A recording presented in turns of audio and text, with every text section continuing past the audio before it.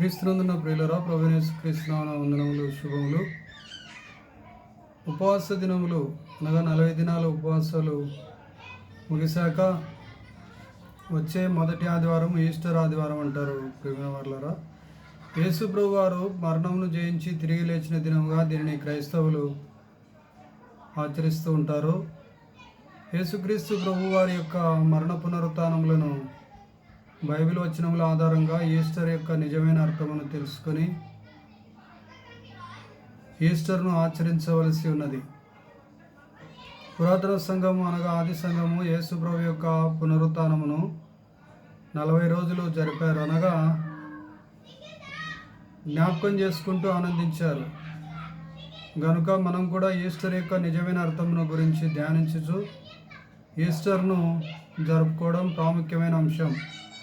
దేవుని యొక్క ప్రేమ నీ మీద ప్రతిబింబించుట కొరకు యేసు ప్రభు యొక్క మరణము, సమాధి చేయబడుట, మరణమును జయించి తిరిగి లేచుట గురించిన బైబిల్ ఆధారములను తెలుసుకొనవలెను.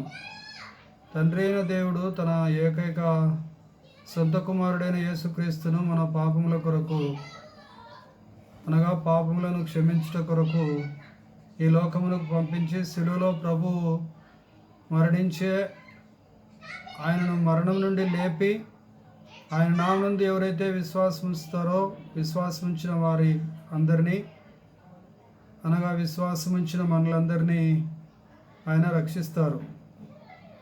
నిజమైన పునరుత్థాన పండుగ ఈస్టర్ ఆనందాన్ని స్నేహితులతో సన్నిహితులతో మనందరం పంచుకోవలసి ఉన్నది. మొదటి యోహాను పత్రిక 11వ అధ్యాయం 25-26 వచనాల ప్రకారం యేసు మార్తతో చెప్పాను, నేను పునరుత్థానమును జీవమునై ఉన్నాను. నా యందు విశ్వాసముంచువాడు చనిపోయినను బ్రతుకును, బ్రతికి నా యందు విశ్వాసముంచువాడు ఎన్నటికీ చనిపోడు, అనగా నిత్య జీవం ఉంటుందని అర్థం. నీవు నమ్ముచున్నావా మార్త అని మార్తను యేసు ప్రభు వారు అడిగారు.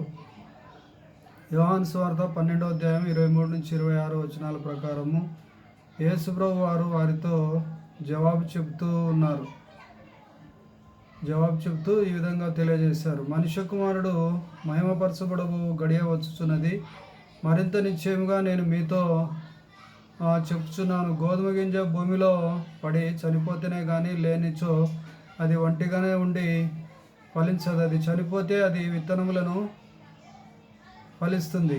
ఒకడు తన ప్రాణమును ప్రేమించినట్లయితే వాడు దానిని పోగొట్టుకును. ఒకడు తన ప్రాణమును పోగొట్టుకున్నటకు ఈ లోకంలో ఇష్టపడినట్లయితే అతడు దానిని నిత్య జీవంతో దక్కించుకొనును. ఎవడైనను నన్ను సేవించిన యెడల అతడు నన్ను వెంబడింపవలెను. నేను ఎక్కడ ఉందునో నా దాసుడును అక్కడనే ఉండును. ఒకడు నన్ను సేవించిన యెడల నా తండ్రి అతనిని ఘనపరచును. రోమీలకు రాసిన పత్రిక 6వ అధ్యాయం 8-11 ప్రకారము మనము క్రీస్తుతో కూడా చనిపోయిన యెడల మృతుల్లో నుండి లేచిన క్రీస్తు ఇకను చనిపోడనియు మనము గ్రహించవలసిన వారమై ఉన్నాము. God bless you all.